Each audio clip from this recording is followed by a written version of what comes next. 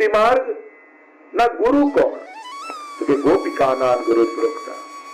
महाप्रभु जी कहते हैं कि हमारे गुरु है गोपी जन, और जिस मार्ग पर गोपियां चली उस मार्ग पर हमको चलना है।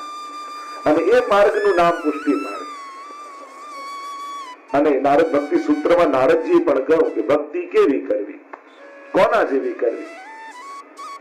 સૂત્ર આપતા કહ્યું યથા વ્રજ ગોપિકા નામ, જે રીતે ગોપીજનોએ ભક્તિ કરી એ રીતે ભક્તિ કરવી. એટલે પુષ્ટિ ભક્તિ એટલે એક જ વાક્યમાં ગોપીઓની ભક્તિ. કઈ પણ કરતા પહેલા એમ વિચારો કે ગોપી આ સમય હોય તો શું કરે, બસ તો તમારે ક્યાંય કોઈને પૂછવા જવું ના પડે. એ તમને ખ્યાલ આવે લાગે કે ગોપી આવું જ કરે, ગોપી આ રીતે સેવા કરે, ગોપી આ રીતે સંસારમાં રહે, ગોપી આ રીતે વિચાર કરે. જે પ્રભુને શરણ, અને ગોપી કોણ? ગોવી ઇન્દ્રિય કૃષ્ણ પીબતી ઇતિ ગોપી. જેની સર્વ इंद्रियों केवल कृष्ण रस નું पान करे છે गोपी છે. मतलब उसकी समग्र चेतना जिसकी कृष्ण की ओर लग चुकी है वही गोपी है. तो આપણે બધા એક જીવ આવ્યા અને જીવથી બ્રહ્મ સંબંધ લઈ સેવક બન્યા.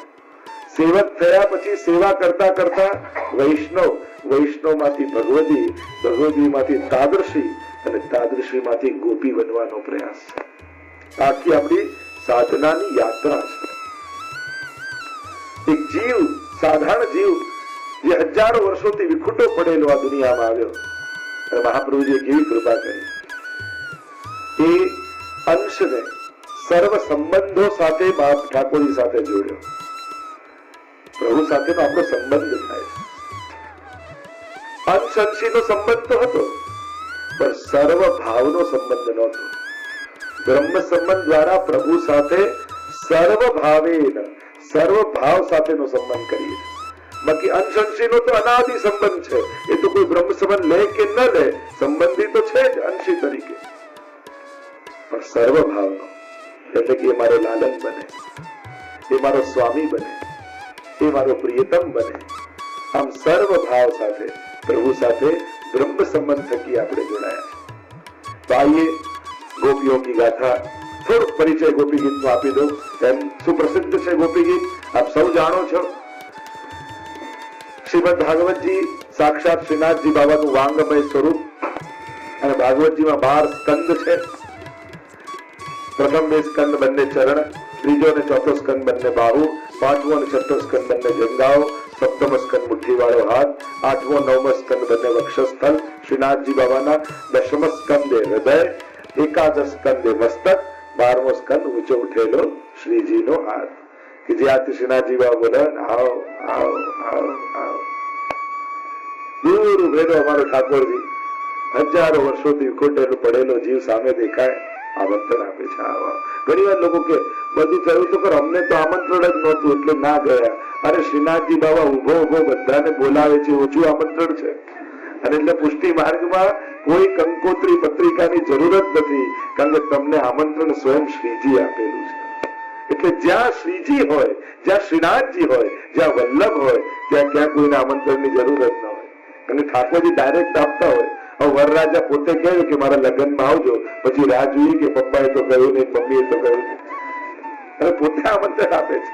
તો हमारे श्री जी तो खुद आमंत्रण देते हैं. ये निकुंजना द्वार पर उभा उभा प्रभु बोला आओ आओ आओ आओ आओ, हमेशा ठाकुर जी बुलाते. હવે વચ્ચે અમદાવાદમાં એક બીજા એરિયામાં અમારી હવેલી છે, સોલા રોડ ગોયલદેવ પાસે કાટલોડિયા. એ જે બંગલામાં હવેલી કરી પોતે સ્વામિનારાયણ ચુસ્ત, એક નાથ દ્વારા દર્શન કરવા ગયા. એને મારે પોતે બિચારાનું ઘર ખરીદ્યું ને હવેલી માટે, તો રડવા લાગ્યું. રડો છો કે? તો કે હું એકવાર નાથ દ્વારા દર્શન કરવા ગયો, અને દર્શન કરતા કરતા મને જાણે સાક્ષાત શ્રીનાથજીએ કહ્યું કે મારે તારા ઘરે આવું છે. તો મને કે હું સ્વામિનારાયણ, મને આશ્ચર્ય થયું કે શ્રીનાથજી મારા ઘરે ક્યાંથી આવે. પણ એવા સંજોગ થયા કે એનો બંગલો હવેલી માટે લેવાયો. જે વિશે શ્રીનાથજી અમે ત્યાં પધરાયા ત્યારે એને આ પ્રસંગ જો શ્રીનાથજી ખરેખર આજે મને વાત સમજાય કે શ્રીજી મને કહેતા મારે તારા ઘરે આવું છે, તો આજે ઠાકોરજી મારા ઘરે પધારે. તો એવું આપણો શ્રીનાથજી બાબા ક્યારે કોઈના ઉપર કઈ રીતે કૃપા કરે કોણ જાણી શકે. એવા આપણા સૌના પ્રાણ પ્રિય શ્રીનાથજી બાબા. એવા શ્રીજીની આ ગાથા દશમસ્કંદ હૃદય. સીધો વિષય પર આવો. અને એ હૃદયના પણ 5 પ્રાણ એટલે રાસ પંચાધ્યાય,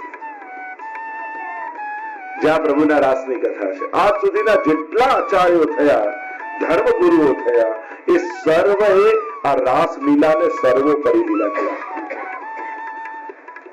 દસમા સ્કંદની મહત્તા એટલા માટે છે કે ત્યાં ગોપીઓની ગાથા છે. આપણે જ્યાં કે 3 મહાન ગ્રંથોમાં 3 સ્ત્રી પાત્ર કાઢી નાખો તો કઈ ના રહે. રામાયણમાંથી સીતાજીને કાઢી નાખો તો રામાયણમાં શું રહે? મહાભારતમાંથી દ્રૌપદીને કાઢી નાખો તો શું રહે? એમ ભાગવતજીમાંથી ગોપીજનોને કાઢી નાખો તો શું રહે? गोपियों गोपी प्रेम की ध्वजा जिन गोपाल कियो वश उर धरी श्याम भुजा. हमारे भगवत जी ने तो कहा कि गोपी तो प्रेम की ध्वजा है. ધ્વજા ક્યાં હોય? પ્રભુના મસ્તક પર શિખર હોય અને શિખર ઉપર ધ્વજા હોય. એટલે પ્રભુએ જેને પોતાના મસ્તક પર ધારણ કરે છે એવા ગોપીજનો છે.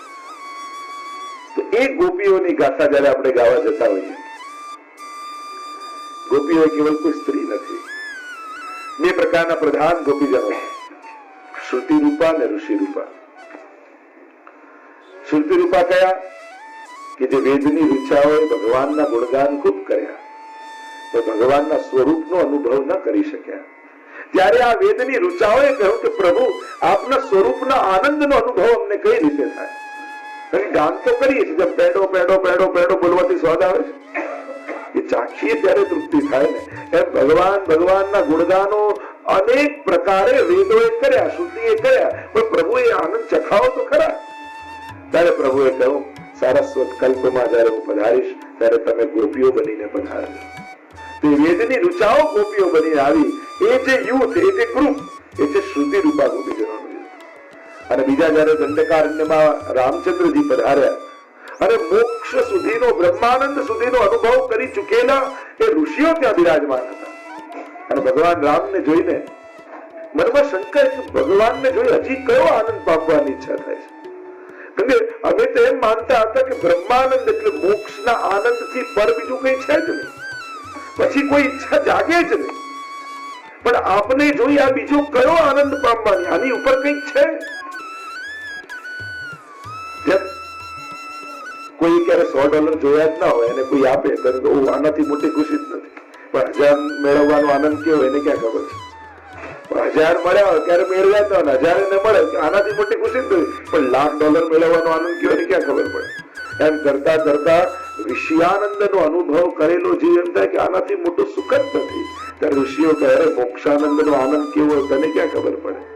એ મોક્ષાનંદનો આનંદ અનુભવ કરી ચૂકેલા જીવો, ઋષિઓ એમ માને કે આનાથી પર કઈ છે જ નહીં. તો ભગવાન કહે કે સ્વરૂપાનંદનો આનંદ કેવો હોય તને ક્યાં ખબર છે? ત્યારે ભગવાને કહ્યું કે એ છે મોક્ષના આનંદથી પર, એનાથી ઉપર મારો સ્વરૂપાનંદ. અમને કેમ અનુભવ થાય? તો તમે સારસ્વત કલ્પમાં જયારે હું કૃષ્ણ રૂપે પધારીશ ત્યારે તમે ગોપીઓ બનીને પધાર્યા. તે ઋષિઓ જે ગોપી બનીને પધાર્યા એ યુદ્ધ છે ઋષિ રૂપા ગોપીજનોનું યુદ્ધ. તો મુખ્ય બે યુદ્ધ એમ તો 4 પ્રકાર છે. બીજા અન્નપૂર્વા, અનન્યપૂર્વા, સુબોધનીજી, જેમ આગળ જઈશું એમ સુબોધનીજીના આધારે આપણે દર્શન કરતા જઈશું. એમ સુબોધનીજી કહેવાતા છે દુર્બોધિની. એનો અધિકાર જોઈએ, થોડો અધ્યાય જોઈએ. મહાપ્રભુજીની વાણી તદુક્તમ અપી દુર્બોધમ સુબોધમ સાધ, એ તો દુર્બોધ છે.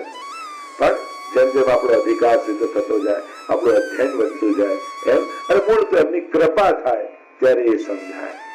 શ્રી વલ્લભની કૃપા વગર તો એ સંભવ જ નથી. અને એમની કૃપાથી સરસ હોય તો સબ જ્ઞાન સ્વરૂપ થાય. પંચાધ્યાયી એ 5 પ્રાણ છે. અને આમાં પ્રભુના રાસની ગાથા છે. અનેક પ્રકારના ભાવ આપણે ત્યાં બતાવ્યા. મહાપ્રભુજી આજ્ઞા કરી સર્વદા સર્વ ભાવેન ભજનીયો વ્રજાધિપ. સર્વ ભાવે પ્રભુને ભજવા. કેવળ પ્રભુ જ એક એવા છે કે જેમમાં સર્વ ભાવ થઈ છે. ઘણા મારા પુષ્ટિ માર્ગમાં તો તમારે બાલકૃષ્ણની સેવા ને, બાલકૃષ્ણ નથી, બાલ ભાવ છે. કેવલ બાલ ભાવ નથી, કિશોર ભાવ, સ્વામી ભાવ, સર્વ ભાવો છે. પુષ્ટિ માર્ગમાં એક જ દિવસની સેવામાં સર્વ ભાવો થાય. સમય સમય આપણો ભાવ બદલાય છે. આમ સર્વ ભાવે પ્રભુને દાન લડાવીએ એટલે એ ગેરસમજ બી કાઢી નાખવી કે આપણે જ્યાં બાલકૃષ્ણ જ છે. અને સાથે સ્વરૂપમાં જુઓ તો બાલકૃષ્ણ તો એક જ છે, બાકી બધા કિશોર જ છે. મથુરાધીશ જુઓ, દ્વારકાધીશ જુઓ, વિઠ્ઠલનાથજી જુઓ, મદન મોહનલાલજી, ચંદ્રમાજી, બધા કિશોર છે. તો સર્વ ભાવે સેવા છે. તો આ ભક્તિ એ માધુર્ય ભાવની ભક્તિનું વર્ણન છે. આપણે ત્યાં અનેક પ્રકારના ભાવ કયા, શાંત ભાવ, સ્વામી સેવક ભાવ, વાત્સલ્ય ભાવ, સાખ્ય ભાવ, માધુર્ય ભાવ. જેમ સેવક ભાવ, સ્વામી સેવક ભાવ, સેવક રૂમમાં બેઠો હોય અને કોઈ મિત્ર આવે વાત કરવી, કે માતા જો વાત કરવી છે, આપણે સેવકને શું કહીએ, હવે તું બહાર બેસ, હવે મિત્રો વાત કરીએ. એટલે સ્વામી સેવકની ઉપર સાખ્ય ભાવ આવે. પણ માને કઈ ઘરની વાત કરવી હોય તો આપણે મિત્રને શું કહીએ, થોડી વાર તું બહાર બેસે, મારે મા જોડે વાત કરવી છે. એટલે સાખ્ય ભાવની પર વાત્સલ્ય ભાવ આવે. તો પત્ની રૂમમાં આવે અને બંને વાત કરતા હોય તો મા પણ ધીમે રહીને બહાર જતી રહે, એ એની ઉપર છે માધુર્ય ભાવ. તો આમ આપણે ત્યાં અનેક ભાવ માનવામાં આવ્યા. અને જેમ જેમ કક્ષા જીવની ઉપર જતી જાય એમ પ્રકારે ભાવની સિદ્ધિ થતી જાય. ક્રિયાત્મક, ભાવાત્મક અને રસાત્મક, ધીમે ધીમે ભાવનું લેવલ ઉપર જાય. અને જવું જોઈએ. આપણે આધ્યાત્મિક માર્ગના પથિકો છીએ. કાયમ નવા જ નહીં બનેલા. અમે તો નવા ને અમને ના ખબર પડે કેટલા વર્ષ નવા, એટલે કાયમ નવા જ નહીં બનેલા રહેવા. જાણવાનું કેમ સમજવાના. તો કોઈ ડોક્ટર થઈ જાય, એન્જિનિયર છે, કેટલું અઘરું ભણેલો છે. આ તો સાવ સહેલું છે, આ તો સમજાય એવું છે. અને આપણા માટે જ આ બધું છે.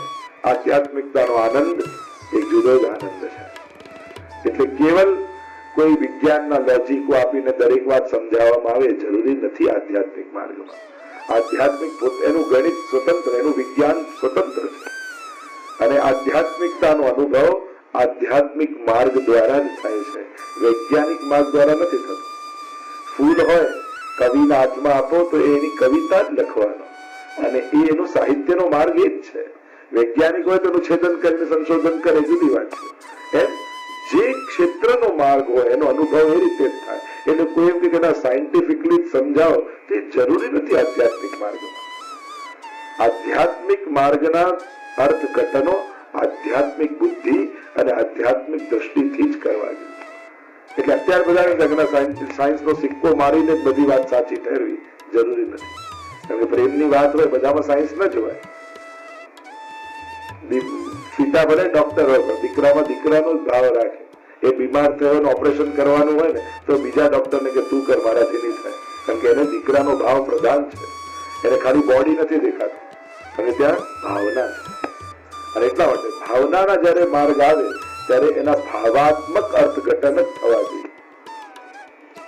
અત્યારે આપણે કોશિશ કરીએ કે સમજાવવા માટે, પણ અહીંયા પ્રેમનો માર્ગ હોય ને ત્યાં રીઝન ન હોય, ત્યાં ઇમોશન હોય.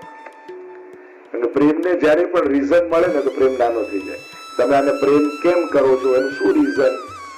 કે આ દેખાવમાં સારો છે, આ પૈસા વાળો છે, આ આવો છે, આ આવો છે, એટલે પ્રેમ નાનો થઈ જાય. જયારે જયારે પ્રેમને તમે રીઝન આપો છો, પ્રેમ કેવો નાનો લાગે.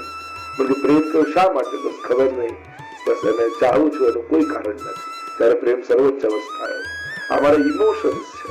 એટલે આપણે ભક્તિ માર્ગમાં જે જે કરીએ છીએ એ બધું ઇમોશન ગોપીજનોના પ્રગટાવવા માટે કરીએ છીએ, કારણો ગોતવા માટે નહીં. અને એટલા માટે આધ્યાત્મિકતાનો માર્ગ એ આધ્યાત્મિક હોવો જોઈએ, અને એના અર્થઘટનો આધ્યાત્મિક હોવા જોઈએ.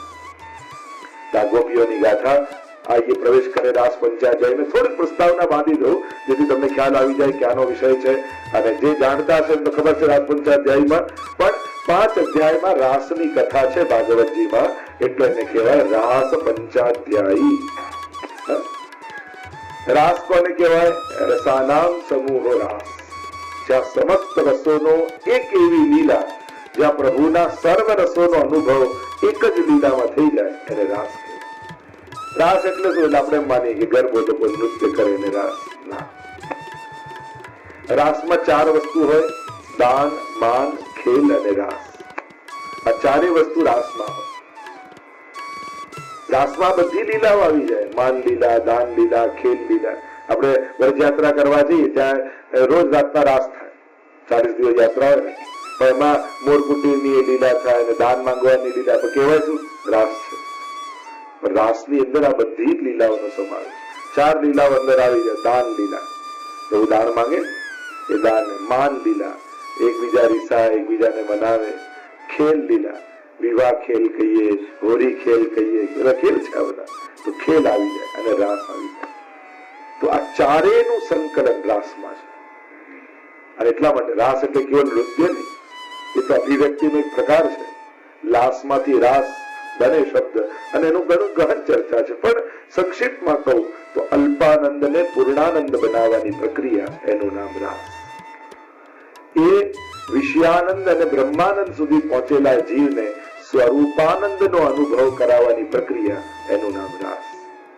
તો 5 પ્રકારે પ્રભુ પોતાના સ્વરૂપાનંદને ભક્તોમાં સ્થાપિત કરે છે, એનું નામ રાસ.